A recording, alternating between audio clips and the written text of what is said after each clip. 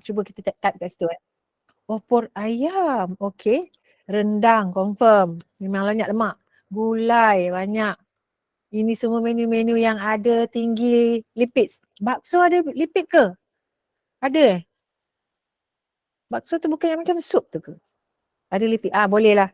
Okay, bakso, opor. Semua saya rasa lapar lah sekarang. Opor ayam, rendang, gulai, bakso lagi. Come on, Indonesian punya menu. Kat Malaysia pun banyak menu ni. Menu-menu Indonesia banyak. Restoran kat sini memang banyak. Kalau datang, gudeg ni apa? Saya pernah makan lah.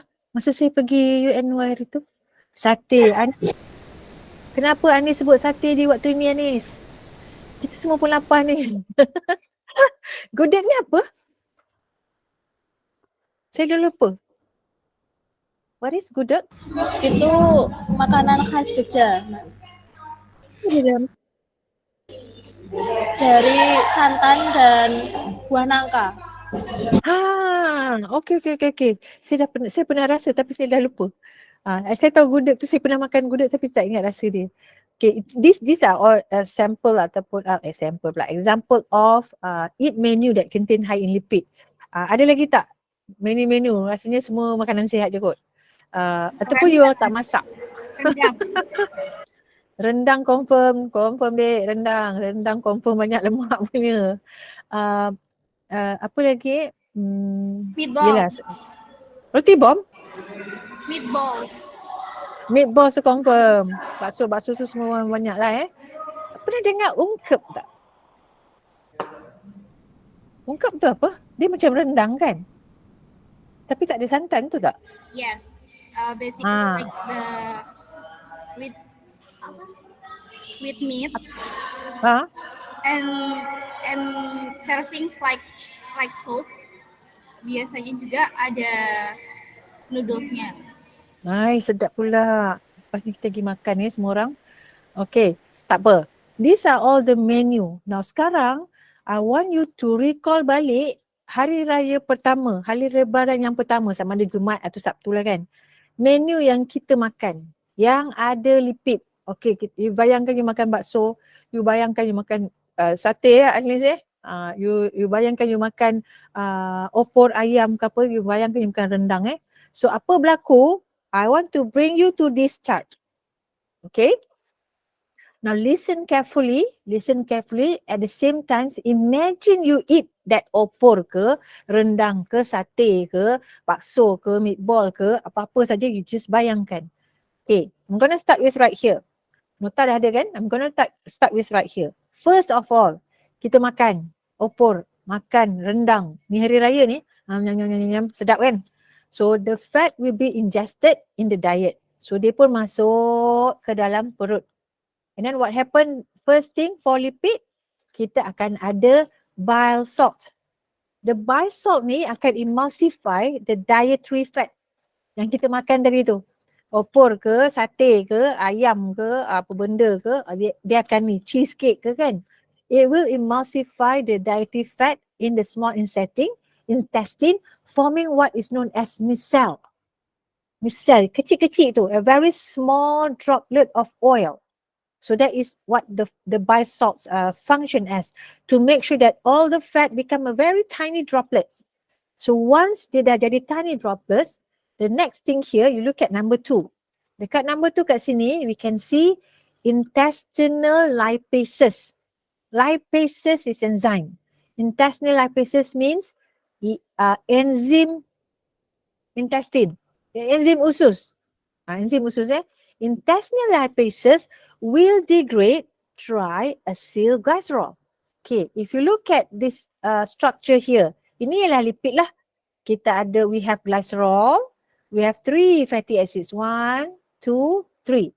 This is triacylglyceride or triglyceride. So ada 1 glycerol and we have 3 fatty acids. Okay, so this intestinal lipase akan potong sini. It will break down this triacylglyceride. What do you call this bond?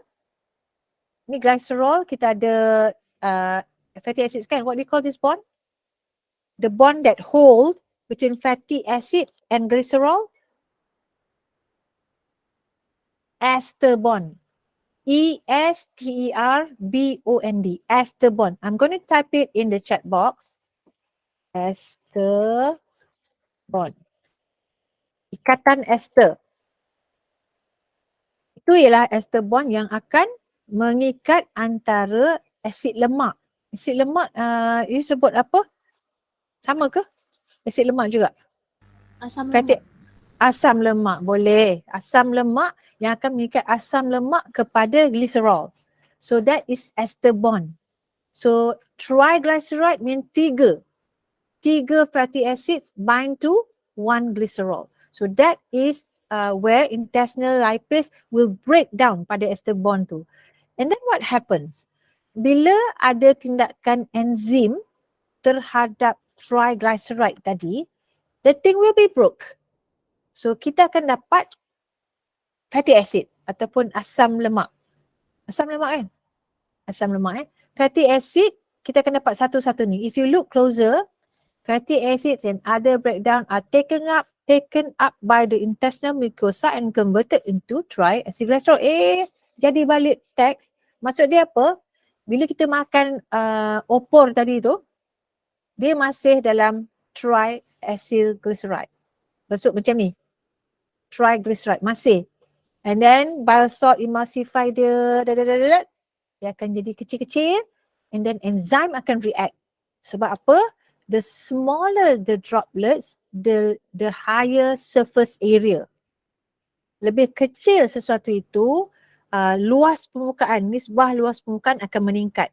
So there will be more spaces for enzyme to react. Okay? So intestinal lipase akan break down the tags. Saya panggil tags TAG, triacylglycerol tu sama triacylglycerol, triglyceride, same thing. If I mention tag, saya type dulu, TAG, I'm referring to triacylglycerol. Kalau saya sebut tag, so tag kat sini Bila dia dah pecah, that fatty acid akan masuk ke dinding tu. You can see here, kita besarkan, dia masuk ke dinding dalam intestinal mucosa. Right. Okay. You fokus tahu sebab lepas ni ada quiz. Lepas slide ni kita bagi quiz. Okay, dia pun masuk into the intestinal mucosa right here. You can see intestinal mucosa. That is where tadi fatty acid. Now dia bentuk semula kepada tags.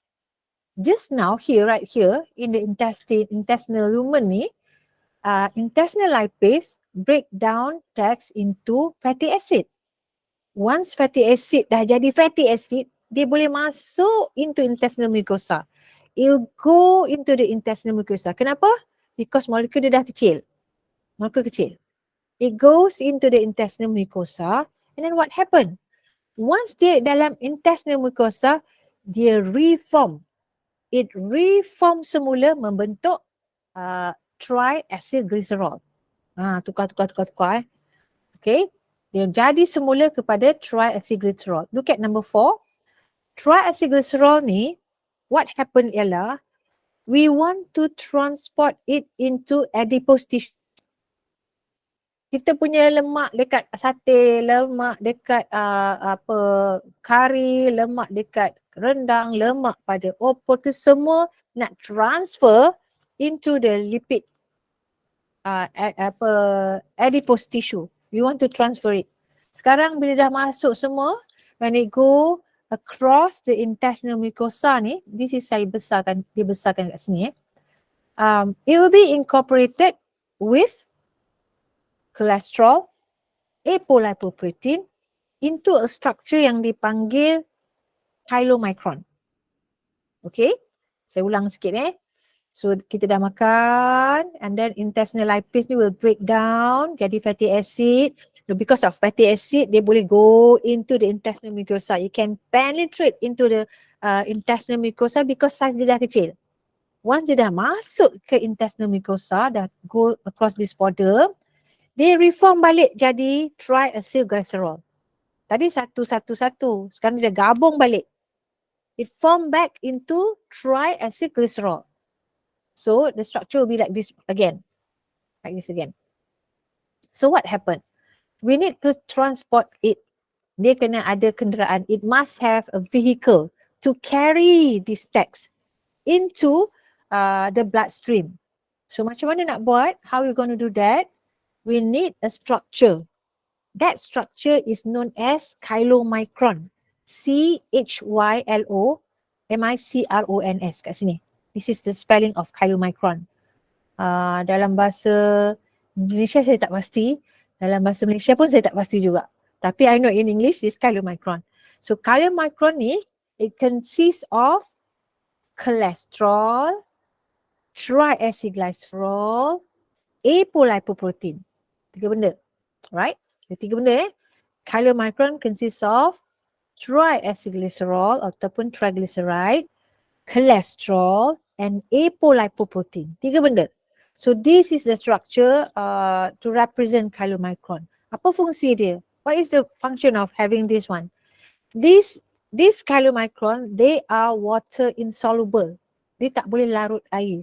We're gonna protect kat tengah ni semua, yang kuning ni, yang all this orange color ni, the chylomicron protects it. Dia lindung dia supaya tak ada pecah lah. Dia lindung it ataupun protect the structure of triacylglyceride. And then it will carry this chylomicron from the intestine, go to lymphatic system and go into the bloodstream. Go into the bloodstream. So what happens in the bloodstream? Bloodstream tu, next to the bloodstream, we have adipose tissues. It can be under the skin, it can be dekat perut, it can be anywhere yang ada adipose lah. So what happened? The chylomicron tadi tu carry, this is chylomicron, it carry into the bloodstream. What happened when we reach the bloodstream? We have what is known as lipoprotein lipase. Another enzyme, lipoprotein lipase. The word lipase, we know is an enzyme for lipid. For lipid. Lipo, lipid. Protein, protein. Meaning that this enzyme, lipoprotein lipase, can break down this chylomicron. Because chylomicron also consists of lipoprotein. So what happened is that lipoprotein will be activated by ApoC2 in the capillary. Now that it will break that text into fatty acid and glycerol. Okay, di sini the intestine dah pecah dah. Sudah dipecahkan kepada glycerol and fatty acid ataupun asam lemak. Once dia masuk ke intestinal mucosa, it will form back into triacylglycerol dan dibawa ke lymphatic system, bawa ke salur darah, ke bloodstream. Sampai kat sini Once dah sampai kat sini, pecah lagi. Sebab ada when we have lipoprotein lipase. So pecah lagi. Tadi gabung pecah. Sudah pecah kepada fatty acid. Fatty acids can enter the adipocyte or myocyte. So this is where the fatty acids will be stored. Sampai situ saja. Just travelling daripada pinggan kita where we have opor ke, rendang ke, kari ke, masuk simpan ke dalam adipocyte. Itu cerita dia. But ada beta oxidation ke? Beta oxidation ke? Belum ada. Not yet. Oxidation belum ada lagi. Baru bawa all those fatty acid into the adipocyte. Boleh faham? Ambil masa lah untuk faham lah kan. It's because of the language as well. But never mind, no worries. I'll give you few minutes to comprehend ni dulu. Untuk fahamkan ni dulu. A few minutes before we move on to kita punya short quiz. Semua orang ada berapa? 87. A few minutes first. Take your time. Just look at ini yang confused, you can ask question.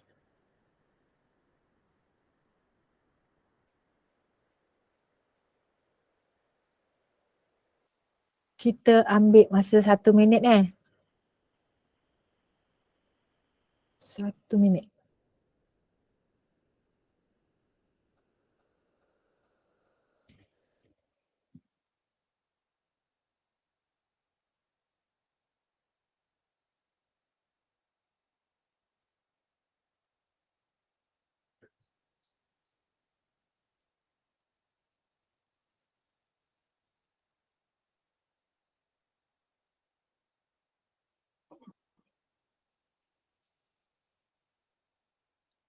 Okay.